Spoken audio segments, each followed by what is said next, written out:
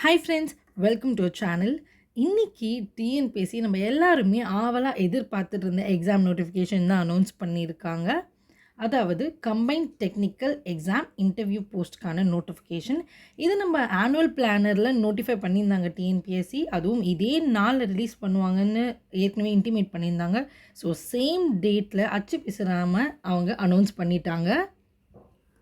அதுவும் இன்னைக்கு காலையில் டிஎன்பிஎஸ்சி ஆஃபீஸ்க்கு வந்த உடனே பண்ண முதல் வேலையே இந்த நோட்டிஃபிகேஷன் ரிலீஸ் பண்ணுறது தான் அப்படின்னு நினைக்கிறேன். பிகாஸ் காலையில் 10:30க்கு எல்லாமே அவங்க நோட்டிஃபிகேஷன் வெளியிட்டுட்டாங்க. ஸோ இதெல்லாம் பார்க்குறப்போ ஒரு மனசில் ஆறுதலாகவும் இருக்குது. ஓகே, டிஎன்பிஎஸ்சி வேறு லெவலில் ப்ரொசீட் ஆகிறாங்க அப்படின்ற ஒரு மனநிறைவும் இருக்குது. அதுக்கும் மேலே நம்ம ஒரு ப்ரிப்ரேஷனை இன்னுமே ஸ்ட்ரீம்லைன் பண்ணி இன்னும் ஃபாஸ்ட்டாக கொண்டு போகணும். டிஎன்பிஎஸ்சி ஃபாஸ்ட்டாக ப்ராக்ரஸ் பண்ண ஆரம்பிச்சிருக்காங்க. நம்மளும் இன் பார் இருந்து கண்டிப்பாக அப்கமிங் எக்ஸாமை கிளியர் பண்ணணும் அப்படின்றது மாதிரியான ஒரு ஊக்குவிக்கிறதாகவும் இருக்குது இவங்களோட நடவடிக்கைகள்லாம். ஸோ டிஎன்பிஎஸ்சி இவ்வளோ துரிதமாக செயல்படுற இந்த ஸ்பேன் ஆஃப் டைம்லேயே நம்ம எவ்வளோ எஃபர்ட்ஸ் ஸ்பேன் பண்ண முடியுமோ அவ்வளோ எஃபர்ட்ஸ் போட்டு நம்ம சர்வீஸ் வாங்கிட்டு போயிட்டே இருக்கணும். ஸோ அதுக்கான மேக்ஸிமம் எஃபர்ட் போடுங்க, தப்பே கிடையாது. சரி வாங்க, நம்ம இந்த நோட்டிஃபிகேஷனில் என்னென்ன போஸ்ட்டுக்கான இதெல்லாம் ரிலீஸ் பண்ணியிருக்காங்க அப்படிங்கிறத பார்க்கலாம். அதோட எலிஜிபிலிட்டியும் சேர்த்து பார்ப்போம். ஃபர்ஸ்ட், நோட்டிஃபிகேஷன் எப்படி ஓப்பன் பண்ணுறதுன்னு பேசிக்காக தெரியாதவங்களுக்கு இது சொல்கிறேன். டிஎன்பிஎஸ்சி வெப்சைட்குள்ளே போயிட்டு ரெக்ரூட்மெண்ட் இதுக்கு கீழே இருக்கிற நோட்டிஃபிகேஷன்ஸ் கிளிக் பண்ணால் இந்த ஸ்க்ரீன் வரும். இந்த ஸ்க்ரீனில் நம்மளோட நோட்டிஃபிகேஷன் 2025 எல்லாமே இங்கே அவைலபிளாக இருக்குது எக்ஸாம் டேஷ்போர்டில். ஸோ கிளிக் ஹியர் அப்படின்னு சொல்லிட்டு கொடுத்துருக்காங்க. ஸோ எக்ஸாம் டேஷ்போர்டுங்கிறது இதுதான். ஸோ இங்கே கிளிக் பண்ண உடனே நெக்ஸ்ட் பேஜுக்கு நேவிகேட் ஆகிடும். அப்போது இந்த 2025 அவங்க என்னென்னலாம் கால்ஃபர் பண்ணியிருக்காங்களோ எல்லாமே நம்மளுக்கு விசிபிளாக இருக்குது. ஸோ இதோடைய நம்ம combined technical exam interview post இதை கிளிக் பண்ணிவிட்டு நம்ம பார்த்தோன்னா நோட்டிஃபிகேஷன் இங்கே தெரியுது பாருங்கள். ஸோ எப்போதுலேருந்து அப்ளை பண்ணலான்னா 13th மேலேருந்து, இன்றைக்கி 7th 13th நம்ம அப்ளை பண்ண ஆரம்பிக்கலாம். எப்போ வரைக்கும் அப்படின்னு பார்த்தோன்னா ஜூன் 11th வரைக்கும் அப்ளை பண்ணலாம். ஸோ இன்றைக்கி அப்ளை பண்ண முடியாது. ஸோ நம்ம application receiving date May 13th நம்ம அப்ளை பண்ண ஆரம்பிக்கலாம். ஸோ இதை நம்ம டவுன்லோட் லிங்க் இந்த கிளிக் பண்ணோன்னா நம்மளுக்கு நோட்டிஃபிகேஷன் PDF ஓப்பன் ஆகிடும். சரி வாங்க, நோட்டிஃபிகேஷனில் என்ன போஸ்டர் சொல்லியிருக்காங்கன்னு பார்ப்போம். இது தாங்க நம்ம தலையெழுத்தை மாற்ற போகிற நோட்டிஃபிகேஷன். அதே பர்ஸ்பெக்டிவில் இதை பார்த்துட்டு நம்ம எப்படிலாம் இதை கிளியர் பண்ணணும் அப்படின்ற வியூகம் வகுத்து சின்சியராக ப்ரிப்பேர் பண்ணுங்கள். கண்டிப்பாக இட் இஸ் டூவபிள். கண்டிப்பாக க்ராக் பண்ண முடிகிற எக்ஸாம் தான். ஸோ நம்ம எப்போதுலேருந்து அப்ளிகேஷன் போடணும் அப்படிங்கிறத டிஸ்கஸ் பண்ணிட்டோம் ஆல்ரெடி. ஸோ 13th மேலேருந்து 11th June 11:59 PM வரைக்கும் நம்ம அப்ளை பண்ணலாம். அது இருக்கணும். தயவு செஞ்சு வெயிட் பண்ணாதீங்க. எவ்வளோ ஏர்லி பாசிபிளோ அவ்வளோ ஏர்லியஸ்ட்டில் அப்ளை பண்ணிவிடுங்க. போன வாட்டி நடந்த மாதிரி இது Tamil eligibility test and GS இது ரெண்டுமே சேம் டேயில் நடந்துடும். ஒரு பர்டிகுலர் டேயில் எக்ஸாம் வைப்பாங்க. இது தான் common for all the subject papers. So இந்த ஜிஎஸும் இந்த தமிழ் எலிஜிபிலிட்டி டெஸ்ட்லேயும் நீங்கள் வாங்குகிற மார்க் இந்த எல்லா சப்ஜெக்ட் பேப்பரும் நீங்கள் எதெல்லாம் நீங்கள் அவைல் பண்ணி எழுதுறீங்களோ இது எல்லாத்துக்குமே காமனாக இருக்கும். இது ரெண்டுமே ஒரே டேயில் தான் வைப்பாங்க. தமிழ் எலிஜிபிலிட்டி டெஸ்ட்டுங்கிறது நம்மளுடைய அது குவாலிஃபையிங் பேப்பர் தான். அதோடைய மார்க் நம்மளுக்கு ரிசல்ட்டுக்கு தேவைப்படாது. பட் அதில் கண்டிப்பாக பாஸ் ஆனால் தான் இதை இவாலுவேட்டே பண்ணுவாங்க. ஸோ தமிழ் எலிஜிபிலிட்டி டெஸ்ட்டும் நம்ம ஓரளவுக்கு தெரிஞ்சு வச்சு ப்ரிப்பேர் பண்ணி எழுதுகிற மாதிரி இருக்கும். ஜென்ரல் ஸ்டடீஸ் ஆப்டிடியூட் இது 75 நம்ம இந்த டேபிளோடையே பார்க்கலாம். ஸோ அப்போ கொஞ்சம் இன்னும் தெளிவாக புரியும். So part A Tamil eligibility test, part B நம்மளுக்கு general studies, part C aptitude and mental eligibility. இது சேர்ந்த ஒரு கொஷின் பேப்பராக இருக்கும். நம்மளுக்கு தமிழ் எலிஜிபிலிட்டி டெஸ்ட்டும் சேர்த்து கொடுத்துருவாங்க. பட் இந்த பார்ட் நம்மளுக்கு எலிஜிபிலிட்டிக்காக தான். ஸோ அதில் 100 கொஷின்ஸ் இருக்கும். நம்ம 60 மார்க்ஸ் வாங்கணும் எல்லாருக்குமே. பார்ட் Bயில் ஜென்ரல் ஸ்டடீஸில் 75 ஜென்ரல் நாலேஜ் கொஷின்ஸ் இருக்கும். ப்ளஸ் மென்டல் எபிலிட்டி 25 மார்க்ஸுக்கு. இந்த 75மே நம்மளுடைய சமச்சீர் கல்வி புக்ஸ்லேருந்து மோஸ்ட்டாக கேள்விகள் கேட்பாங்க. ஸோ இதுக்கு முன்னாடி ப்ரிப்பேர் பண்ணாதவங்க 6th to 10th சமச்சீர் கல்வி புக், சோஷியல் சயின்ஸு, சயின்சஸ் எல்லாமே சேர்ந்து நம்மளோட 6th to 10th எஸ்சிஆர்டி புக்ஸை படிக்கணும். 11th 12th முடிஞ்சால் அதையும் படிச்சுக்கலாம். ஸோ இதுலேருந்து தான் இந்த டிகிரி ஸ்டாண்டர்ட் கொஷின்ஸ் ஜென்ரல் ஸ்டடீஸ்லேருந்து வரும். ஆப்டிடியூடுமே நம்மளோட சமச்சீர் கல்வியோட மாடல்ஸ்லேருந்து வரும். நம்ம கொஞ்சம் மேனேஜபிள் தான் இந்த ஆப்டிடியூட். ஓரளவுக்கு நம்மளுக்கு தெரிஞ்சோன்னா மேக்ஸ் போட்டுறவங்கள மாதிரி தான் இருக்கும். காமனான மேக்ஸாக தான் இருக்கும். நம்ம பேங்கிங், எஸ்எஸ்சி இது நார்மல் மல்டி லெவல் டெஸ்ட் இருக்கும். அந்த மாதிரி ஸ்டாண்டர்டாக எதிர்பார்க்கலாம். மற்றபடி வந்து ரொம்ப டஃப்பான மேக்ஸ் கொஷின்ஸாக இருக்காது. ஒரு 15 கொஷின்ஸ் அட்லீஸ்ட் வந்து ரொம்ப பேசிக்காக யார் வேணாலும் போடுற மாதிரியான கேள்வி கேட்டிருப்பாங்க. அதுக்கு மீறி இருக்க அந்த 10 கொஷின்ஸ் தான் வந்து கொஞ்சம் ஃபார்முலாஸ் அப்ளை பண்ணி கொஞ்சம் யோசிச்சு போடுற மாதிரி அப்படி மாதிரி கேட்டிருப்பாங்க. வெரி வெரி டஃப்னா ஒரு 2 இல்லை 3 கொஷின் அப்படி தான் வந்து வெரி வெரி டஃப்பாக கேட்பாங்க. ஒரு சில நேரத்தில் அந்த 2 கொஷின்லாம் கூட வெரி டஃப் இல்லாமலும் கேட்பாங்க. கம்மியாக நார்மலான கொஷின்ஸ் மாதிரியே எல்லாமே கேட்டுருவாங்க. ஸோ இப்போ பேப்பர் 2 இதுதான் வந்து நம்மளுடைய டெக்னிக்கல் எக்ஸாம் அப்படிக்கான ஒரு முக்கியமான புள்ளின்னு வச்சுக்கோங்களேன். நம்ம டிகிரி அண்ட் பிஜி டிகிரி எதுக்கு நம்ம இதை அப்ளை பண்ணியிருக்கோமோ அதோடைய சிலபஸில் இருந்து நம்மளுக்கு 200 கொஷின்ஸ் கேட்குறாங்க. Mark 300 marks. இப்போ நம்மளுக்கு ஜிஎஸ்க்கு 150 மார்க்ஸு, அப்புறம் சப்ஜெக்ட் பேப்பருக்கு 300 மார்க்ஸு. இது ரெண்டுமே தான் நம்மளுக்கு குவாலிஃபையிங் பேப்பர். அண்ட் இதோடைய மார்க்கு தான் நம்மளுடைய செலெக்ஷன்ஸ்க்கு அவங்க வந்து கன்சிடர் பண்ணுவாங்க. பேப்பர் 1 ஒரு நாள் நடக்கும். It will be common for all the technical papers. Paper 2 அந்தந்த எந்தெந்த ஒருவேளை நீங்கள் 2-3 டெக்னிக்கல் வச்சுருக்கீங்க அப்படின்னா அந்தந்த டேட்டில் வந்து உங்களுக்கு பேப்பர் 2 நடக்கும். வேறு வேறு டேட்ஸில் வேறு செஷன்ஸில். ஸோ அந்த ரெண்டுமே எப்படியும் கான்ஃப்ளிக்ட் ஆகாது. நீங்கள் 2-3 டிகிரி வச்சுருக்கீங்கன்னா கூட கான்ஃப்ளிக்ட் ஆகிற மாதிரி டேட்ஸ் போட மாட்டாங்க. ஸோ இந்த பேப்பர் 1 கம்ப்ளீட்டாக வேறு நாளில் நடக்கும். பேப்பர் 2 அப்படிங்கிறது உங்களுடைய டெக்னிக்கல் ஸ்டடீஸ்க்கான டேட் ஸ்பெசிஃபைட் டேட்டில் நடக்கும். அது நம்ம தெளிவாக நம்மளுடைய வென்யூ அண்டு பிளேஸை வந்து டைமை வந்து நம்மளுடைய ஹால் டிக்கெட்டில் வந்து மென்ஷன் பண்ணி தான் கொடுப்பாங்க. ஸோ கன்ஃபியூஸ் ஆக வேணாம். எவ்வளோ டெக்னிக்கல் குவாலிஃபிகேஷன் உங்களுக்கு சப்போஸ் வேறு படிப்புலாம் படிச்சிருந்தீங்கன்னா உங்களுக்கு கண்டிப்பாக கான்ஃப்ளிக்ட் ஆகாத மாதிரி தான் டேட்ஸ் கொடுப்பாங்க. Dates and times.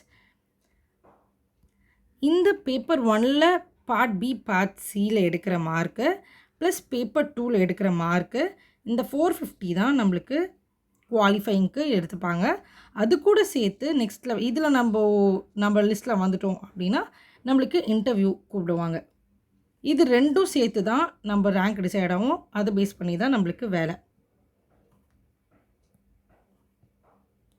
இப்போ சப்ஜெக்ட் பேப்பர்ஸ் பேப்பர் 2ல் என்னென்னலாம் நம்மளுக்கு குவாலிஃபை பண்ணியிருக்காங்க, ஜென்ரலாக என்னென்ன டிகிரிஸ்லாம் வந்து எலிஜிபிள் அப்படின்னு பார்த்தோன்னா, டெப்யூட்டி டைரக்டர் லீகல் அவங்களுக்கு லா தெரிஞ்சிருக்கணும்.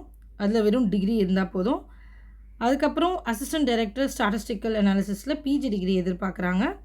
மேனேஜர் மைன்ஸுக்கு மைனிங் இன்ஜினியரிங். ஸோ இது மாதிரி ஸ்பெசிஃபிக்காக ஒரு இன்ஜினியரிங் என்வாயர்மெண்டல் சயின்ஸ் இருக்குது, சோஷியல் ஒர்க் இருக்குது, கெமிக்கல் அண்ட் மெக்கானிக்கல் இன்ஜினியரிங் இருக்குது. அதே மாதிரி இன்ஜினியரிங் அண்ட் பிஸ்னஸ் அட்மினிஸ்ட்ரேஷன், பயோடெக்னாலஜிக்கும் இந்த வாட்டிக்கு வேக்கன்சி இருக்குது. அப்புறம் business administration, statistics, mathematics, economics இதுக்கு இருக்குது.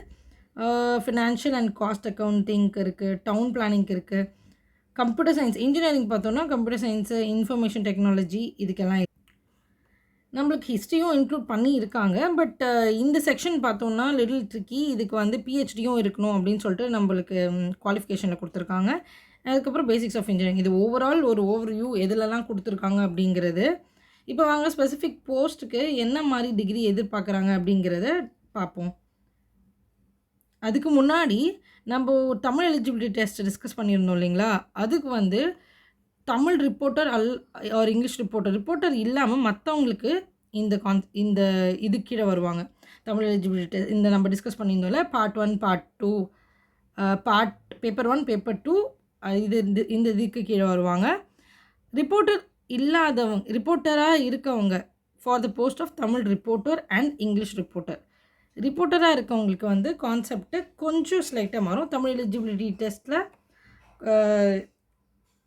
100 மார்க்ஸ் 100 கொஷின்ஸுக்கு எவ்வளோ எடுக்கணுன்றது தாங்க 60. ஜென்ரல் ஸ்டடி 75, எஸ்எஸ்எல்சி 25 மார்க்கு போன அதே பேட்டர்ன் மாதிரி தான். பட் பேப்பர் 2ல் வந்து டிப்ளமா ஸ்டாண்டர்டு நம்பர் ஆஃப் கொஷின்ஸ்ன்னு பார்த்தோன்னா 100 கொஷின்ஸு. மேக்ஸிமம் டியூரேஷன் பார்த்தோன்னா 1.5 ஹவர்ஸு. மார்க்கு வந்து அதே 300 தான். So for the post other than Tamil reporter and English ரிப்போர்ட்டருக்கும் ரிப்போர்ட்டர்ஸ்க்கும் என்ன டிஃப்ரென்ஸ்னால், இங்கே டிகிரி 200 கொஷின்ஸ் 3 hours 300 மார்க்ஸுக்கு நம்ம எழுதுகிறோம். தட் இஸ் 200 கொஷின்ஸ் நம்ம எழுதுகிறோங்க 300 மார்க்குக்கு. பட் மற்றபடி எல்லாமே சேமாக இருக்குது. Post for Tamil reporter and English ரிப்போர்ட்டரில் நம்மளுக்கு டிப்ளமோ ஸ்டாண்டர்டு 100 கொஷின் தான், அதுக்கு 300 மார்க்கு. டியூரேஷன் வந்து 1.5 hours தான். போஸ்ட் அதர் தேன் ரிப்போர்ட்டருக்கு வந்து இது வந்து 200 கொஷின்ஸுங்க. இது 1.5 hours இல்லை, ஐ மீன் அதர் தேன் ரிப்போர்ட்டர்ஸ்க்கு 3 hours. ஸோ இது மட்டும்தான் சேஞ்சு 2 பேருக்குமே. ரிப்போர்ட்டர்ஸ்க்கு வந்து பேப்பர் 1ல் எந்த சேஞ்சுமே கிடையாது. ரிப்போர்ட்டர்ஸ் அண்ட் நான் ரிப்போர்ட்டர் எக்ஸாம்ஸுக்கு பேப்பர் 1ல் எந்த சேஞ்சஸும் கிடையாது. பேப்பர் 2 வந்து சப்ஜெக்ட் பேப்பர் இங்கே டிப்ளமா ஸ்டாண்டர்டில் கேட்குறாங்க. அதில் அதர் தேன் ரிப்போர்ட்டரில் வந்து யூஜி அண்ட் டிகிரி பிஜி ஸ்டாண்டர்ட்லேயும் கேட்குறாங்க. அதில் 200 கேள்வி கேட்குறாங்க, ரிப்போர்ட்டருக்கு 100 கேள்வி கேட்குறாங்க. அங்கே 3 ஹவர்ஸ்க்கு எக்ஸாம் நடக்குது. 200 கொஷின்ஸ் இல்லைங்களா, அது 3 ஹவர்ஸ்க்கு நடக்குது. இவங்களுக்கு 100 கொஷின்ஸ் தானே, ஸோ அதிலே பாதி டைம் 1.5 ஹவர்ஸ்க்கு நடக்குது. டோட்டல் மார்க்கு சேம் தான் 300 மார்க்ஸுக்கு. ஸோ 150 + 300 இவங்களுமே டோட்டல் 450க்கு தான் எழுதுகிறாங்க. ஸோ இதில் குவாலிஃபை ஆகிறவங்க இன்டர்வியூக்கு போவாங்க 60 மார்க்ஸு. இது ரெண்டும் சேர்த்து தான் நம்மளுக்கு சிஎம்எல் ரேங்க் லிஸ்ட் விடுவாங்க. அதில் இருக்க ரேங்க்கு பேஸ்ட் அண்ட் பொசிஷன்ஸ் எவ்வளோ இருக்குன்றது பேஸ் பண்ணி தான் நம்மளுக்கு ஜாபு டிசைட் ஆகும். ஸோ அப்படியே நீங்கள் வந்து டெக்னிக்கல் பேப்பர் 1 ஆல்மோஸ்ட் காமன்னு பார்த்துட்டோமா. ஸோ டெக்னிக்கல் பேப்பர் நம்ம பார்க்குறோன்னா அனிமல் ஹஸ்பண்ட்ரிஸ் இது அப்படியே ஒரு ரீடிங் விட்டுட்டு வாங்க. இந்தந்த படிப்புக்கெலாம் இந்த வாட்டிக்கு வேக்கன்சி இருக்குது. ஓகேங்களா. ஸோ இதில் நம்ம முக்கியமாக பார்க்க வேண்டியது என்ன அப்படின்னு பார்த்தோன்னா, இது தாங்க எலிஜிபிலிட்டி. ஃபஸ்ட்டு ஏஜ் நம்மளுக்கு பார் ஆகாமல் இருக்கணும், ஏஜ் அந்த லிமிட் உள்ளே இருக்கணும். பிசி வரைக்குமே நம்மளுக்கு ஏஜ் எக்ஸ்டென்ஷன் இருக்கும்.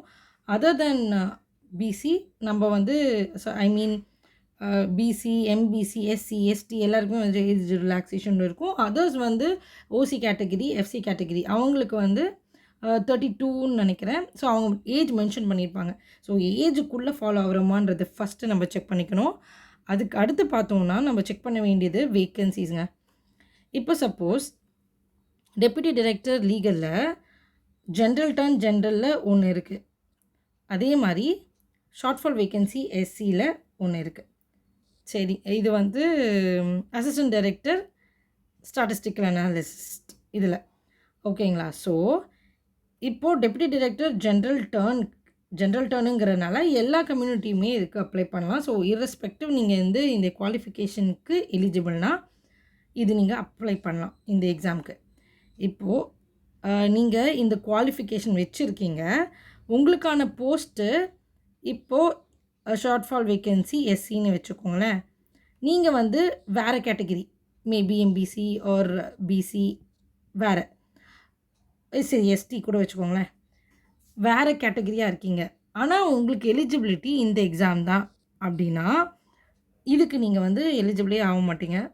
ஏன்னா அந்த ஷார்ட் ஃபால் வேக்கன்சி வந்து எஸ்சி கேண்டிடேட்டுக்கு மட்டும்தான் கொடுப்பாங்க. ஸோ நீங்கள் இந்த எக்ஸாம் எழுதி நீ ரேங்க் 1ல் கிளியர் பண்ணியிருந்தா கூட அந்த வேக்கன்சி நம்மளுக்கு வராதுங்க. அதுதான் வந்து லா, ஐ மீன் ரூல் ஆஃப் ரிசர்வேஷன். ஸோ உங்களுடைய கேட்டகரியில் இருக்கா இல்லை ஜென்ரல் டர்னில் வேக்கன்சி இருக்கா அப்படிங்கிறத வந்து பார்த்துருங்க. ஜென்ரல்னால் men or women, so anybody. So general turn ஜினா நம்ம எல்லாருமே வந்து அப்ளை பண்ணலாம் அப்படின்னு அர்த்தம். இப்போ ஜென்ரல் டர்ன் டபிள்யூ அப்படின்னா ஜென்ரல் டர்ன் விமன் மட்டும்தான் எலிஜிபிள் அப்படின்னு அர்த்தம். ஸோ ஜென்ரல் டர்ன் மென் அதுக்கு எலிஜிபிள் கிடையாது. ஸோ எல்லாருமே அதுக்கு எலிஜிபிள் கிடையாதுன்னு அர்த்தம், மென். ஸோ உங்களுடைய குவாலிஃபிகேஷனுக்கு ஜென்ரல் அப்படின்ற ஒரு வேக்கன்சி இருந்தால் கண்டிப்பாக தைரியமாக அப்ளை பண்ணுங்கள். உங்களோட அந்த ஒரு ஆள் நீங்களாக கூட இருக்கலாம். ஸோ அதெல்லாம் நம்ம ஒரே ஒரு வேக்கன்சி தானே இருக்குது அப்படின்லாம் யோசிக்காதீங்க. கண்டிப்பா அப்ளை பண்ணுங்க. எஃபோர்ட் போடுங்க. எழுதுங்க. வரணும்னு இருந்தா கண்டிப்பா வரும். இந்த எஃபோர்ட்ஸ் பீக்குங்க. ஏன்னா, பிகாஸ் எல்லாருமே இதே 2 மாசத்துல தான் படிக்க போறாங்க. உங்களுக்கு கிடைச்ச இந்த 2 மாசம் தான் டெக்னிக்கலா மத்த எல்லாருக்குமே கிடைக்க போகுது. அந்த 2 மாசத்த நீங்க வந்து பெஸ்ட்டா யூஸ் பண்ணியிருக்கேன். நான் இத வந்து எஃபோர்ட் ஷார்ட் குடுக்குறேன் அப்டின்னா, அந்த ஒரு வேக்கன்சி கான்ஃபிடென்ட்டா அது நம்ப வாங்குறோம் அப்டின்ற இன்டென்ட்டோட படிங்க. கண்டிப்பா அது கிடைக்கும். நானே பார்த்துருக்கேங்க. நெறைய பேருக்கு அந்த ஒரு வேக்கன்சி வந்து சூப்பரா ஹிட் ஆயிருக்கு. குரூப் 1, குரூப் 2ல மிஸ் பண்ணி கூட, அந்த ஒரு வேக்கன்சி வந்து ஹிட் ஆயிருக்கு. வாங்கியிருக்காங்க. நீங்க பண்ண வேண்டியதெல்லாம் இந்த 2 மாசம் வந்து சேனலைஸ் பண்ணி எஃபோர்ட் போட வேண்டியது. அதுக்கப்புறம் ஃபோக்கஸ்டா நம்ம அத அச்சீவ் பண்றோம் அப்டின்ட்டு ப்ரிப்பேர் பண்ணி அத வந்து மைண்ட்ஃபுல்லா நீங்க அட்டெண்ட் பண்ணணும் எக்ஸாம. உங்களுடைய எலிஜிபிள் போஸ்ட்டுக்கு ஃபர்ஸ்ட்டு உங்களுக்கு கேட்டகரி இருக்கான்னு செக் பண்ணிக்கோங்க. அதுக்கப்புறம் அப்ளை பண்ணுங்க. அந்த ஒரு வேக்கன்சினாலும் கண்டிப்பா எடுக்க முடியும். அந்த மனப்பான்மையோட ஒரு கன்சிஸ்டன்ட் எஃபோர்ட், ஹை எஃபோர்ட் போடுங்க இந்த 2 மாசம். பிகாஸ் எல்லாருக்குமே இந்த 2 மாசம் தான் இருக்க போகுது டெக்னிக்கல் ஸ்டடீஸ்க்கு. கண்டிப்பா கிளியர் பண்ணிடலாம். இதுதாங்க இந்த நோட்டிஃபிகேஷனுடைய டீட்டெயில்ஸ். ஸோ உங்களுக்கு நீங்க எலிஜிபிள் போஸ்ட் அப்படின்றத குவாலிஃபிகேஷன் என்னன்னு நினைக்கிறீங்களோ, உங்களுடைய படிப்பு சர்ச் பண்ணுங்க. சப்போஸ் என்ஜினியரிங்னா உள்ள போட்டு செக் பண்ணுங்க.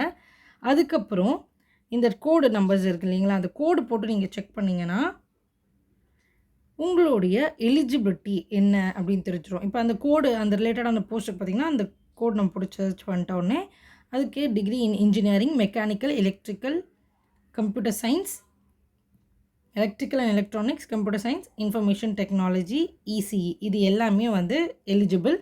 செகண்ட் கிளாஸ் ஈக்குவலன்ட்ல பாஸ் பண்ணியிருந்தாலே போதும். ஓகேங்களா? இந்த மாரி போஸ்ட் கோடு போட்டு நீங்க சர்ச் பண்ணீங்கன்னா, இன்னும் டீட்டெயிலாவே தெரியும். அதே மாதிரி தான் ஈச் போஸ்ட்டுக்குமே அந்த கோடு இருக்கும். அந்த கோடுக்கு என்னென்ன ரிக்வயர்மென்ட் அவங்க எதிர்பார்க்குறாங்க அப்படின்னு சொல்லிட்டு குடுத்துருப்பாங்க. இப்போ இந்த போஸ்ட் எடுத்துக்கோங்களேன். அசிஸ்டன்ட் சூப்பரிண்டென்ட் கெமிக்கல் விங் அப்படிங்கிறது. இதோட குவாலிஃபிகேஷன்ல degree in chemical engineering first. Next பார்த்தோம்னா, ப்ராக்டிகல் எக்ஸ்பீரியன்ஸும் கேட்டிருக்காங்க. Not less than 3 years. So 3 வருஷம் ப்ராக்டிகல் எக்ஸ்பீரியன்ஸ் இருக்கணும். In a research institute or engineering workshop or chemical laboratory. So இந்த 2 கண்டிஷனுமே வந்து ஆர் கிடையாதுங்க, அண்ட். ஸோ இந்த அளவுக்கு நம்ம தெளிவா நம்ம எலிஜிபிலிட்டியை சாட்டிஸ்ஃபை பண்ணிக்கணும். பிகாஸ் இது வந்து ஒரு டெக்னிக்கல் எக்ஸாமுங்கிறதுனால, இந்த குவாலிஃபிகேஷன் இருந்தா தான் நம்மள வந்து அடுத்தடுத்த லெவலுக்கு கொண்டு போய் செலக்ட் பண்ணுவாங்க. ஸோ இந்த குவாலிஃபிகேஷனை தெளிவா பார்த்துட்டு அப்ளை பண்ணுங்க. அது ஒரு போஸ்டிங்கா இருந்தாலும் கண்டிப்பா எடுக்கக்கூடியது தான். நான் பார்த்ததுனால தாங்க சொல்றேன். ஸோ சும்மா சொல்லணுன்றதுக்காக சொல்லல. இந்த 2 மாசம் நம்ப அ கன்சிஸ்டன்ட்டா தீவிரமா எஃபோர்ட் போட்டா கண்டிப்பா இது டூவபிள். ஸோ இதே மாரியே நம்மளுடைய கோடு இந்த கோட்ஸ் எல்லாம் போட்டு செக் பண்ணி உங்களோட எலிஜிபிலிட்டி எது எதுக்கெல்லாம் இருக்கு. இன்ஜினியரிங்னு போட்டு சர்ச் பண்ணுறதுனாலும் ஓகே. ஸோ உங்களுக்கு என்ன எலிஜிபிலிட்டி இருக்கோ அந்த மாரி சர்ச் பண்ணி இது கோடு போட்டு சர்ச் பண்ணா நம்மளுக்கு ஒரு ஃப்ளோல கரெக்ட்டா நம்போ எல்லாமே செக் பண்ணிட்டோம் அப்படின்ற நம்மளுக்கு கிடைக்கும். ஒரு ஃபுல் வியூ கிடைக்கும். ஏன்னா இந்த கோடு கூட தான் இந்த ஏஜ் லிமிட்டும் குடுத்துருப்பாங்க பாருங்க. இது வந்து education related and work experience ரிலேட்டடா குடுத்துருப்பாங்க. அதுக்கு முன்னாடி இந்த கோட்ஸ்லாம் பார்த்தோம்னா, நம்ம பாருங்க ஏஜ் லிமிட்டு அ ஏஜ் லிமிட் வந்து மேக்ஸிமம் ஏஜ் என்ன இருக்கணும்? அது வந்து பிசி, எம்பிசி இவங்களுக்கெல்லாம் எவ்வளோ ஏஜ் லிமிட் இருக்கணும்? அப்படி இல்லையா, அதர் தேன் பீப்பிள்க்கு எவ்வளோ இருக்கணும்? அப்படின்னு சொல்லிட்டு அவங்க தெளிவா குடுத்துருப்பாங்க. ஸோ நீங்க கோடு வச்சு செக் பண்ணிட்டீங்கன்னா, உங்களுக்கு எலிஜிபிளான அ கோ சப்ஜெக்ட் போஸ்ட் தெரிஞ்சுட்டு, அதையும் ஒரு கோடு வச்சு நீங்க இந்த அவங்க குடுத்துருக்க போஸ்ட் கோடு வச்சு கம்ப்ளீட்டா செக் பண்ணிடுங்க. ஸோ உங்க எலிஜிபிலிட்டிய உறுதி செஞ்சுக்கோங்க. உங்களுடைய கம்யூனல் கேட்டகரியில வேக்கன்சி இருக்கா அப்படிங்கிறத பார்த்துக்கோங்க. ஜென்ரல் டர்ன்ல இருந்தாலுமே கண்டிப்பா அப்ளை பண்ணலாம். இந்த இதெல்லாம் தெரிஞ்சுட்டு அப்ளை பண்ணி கன்சிஸ்டன்ட்டா இந்த 2 மாசம் எஃபோர்ட் போடுங்க. கண்டிப்பா doable. All the very best. நல்லா படிச்சு, ஈஸியா புரிஞ்சு, இந்த சர்வீஸ் வந்து வாங்குறதுக்கு வாழ்த்துக்கள். இதுக்கான சிலபஸ் எல்லாமே சிலபஸோட படிக்க தான் முக்கியம். இதோட சிலபஸ் நம்மளோட டிஎன்பிஎஸ்சி வெப்சைட்ல இருக்கு. இதோட கன்டினியூவேஷன்லேயே நம்மளுக்கு சிலபஸ் குடுத்துருப்பாங்க. ஸோ நம்ம சிலபஸ் ஓரியன்டடா படிச்சா மட்டும் தான் இது வந்து இந்த ஷார்ட் ஸ்பேன் ஆஃப் டைம்ல இது கிளியர் பண்ணுறதுக்கு பாசிபிளே. ஜெனரல் ஸ்டடீஸ்க்கான சிலபஸ் குடுத்துருக்காங்க. இதே நோட்டிஃபிகேஷன்லேயே இருக்கு. ஆப்டிட்யூட்க்கான சிலபஸ் குடுத்துருக்காங்க. அண்ட் சப்ஜெக்ட் பேப்பர்ஸ்க்கும் என்னென்ன கோடுன்னு குடுத்து அதுக்கான சிலபஸும் நம்மளுக்கு குடுத்துருப்பாங்க. இந்த பாருங்கள் கோடு கொடுத்துருக்காங்க இல்லையா? ஸோ சப்ஜெக்டோட கோடு வேறு, போஸ்ட் கோடு வேறு. ஸோ சப்ஜெக்ட் கோடு போட்டு நீங்கள் பேரே கொடுத்துருப்பாங்க கரெக்டாக உங்களுடைய சப்ஜெக்ட் பேப்பர் பேர் ப்ளஸ் கோடும் மேட்ச் ஆகும். இது எடுத்து ஏன்னா பிகாஸ் ஒரே சப்ஜெக்ட்டுக்கே யூஜி குவாலிஃபிகேஷன் வச்சு ஒரு எக்ஸாம் இருக்கும், பிஜி குவாலிஃபிகேஷன் வச்சு ஒரு எக்ஸாம் இருக்கும். பட் பார்த்தீங்கன்னா யூஜிக்கு வேறு கோடு கொடுத்துருப்பாங்க, பிஜிக்கு வேறு கோடு கொடுத்துருப்பாங்க. ஸோ உங்களுடைய சப்ஜெக்ட்கான கரெக்டான கோடு எடுத்து அதோடைய சிலபஸ் படி ப்ரிப்பேர் பண்ணுங்கள். இந்த 2 மாதத்தில் கண்டிப்பாக டூவபிள். இதை வந்து முனைப்பாக எடுத்து சின்சியராக ப்ரிப்பேர் பண்ணுங்கள். கண்டிப்பாக கிராக் பண்ணலாம். All the very best guys. நல்லா ப்ரிப்பேர் பண்ணி சர்வீஸ் வாங்க வாழ்த்துக்கள்.